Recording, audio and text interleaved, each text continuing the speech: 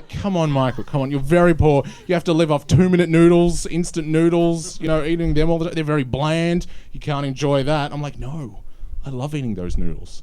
I love them because I got a trick. I got like a secret ingredient. Do you know what makes anything taste great? Hunger. This is a great everyday example that Michael is using here about the ramen noodles. There's an old saying that hunger is the best sauce, and that's exactly what he is conveying here. A lot depends on the perspective that we take on things. So he has these two examples of a should be and a could be. When he looks at the noodles, instead of as he would in a fancy restaurant saying, this should be steak, this should be something much better, something better tasting, something not quite so bland, he says, no, this could be nothing. And it is up to us how we choose to see these sorts of things. It's a particularly apt example because it's one that I think all of us can relate to, given the fact that we all tend to eat several meals a day, or at least hope that we do.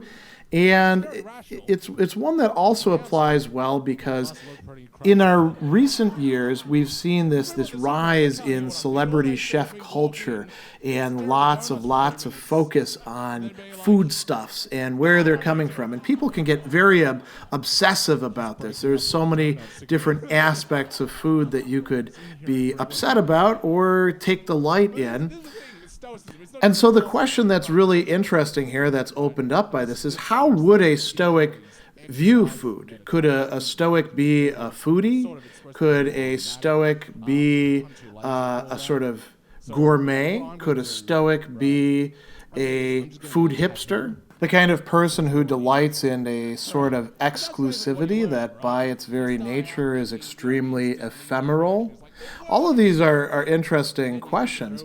On the other side, we could also ask, does a Stoic necessarily have to be for bland food?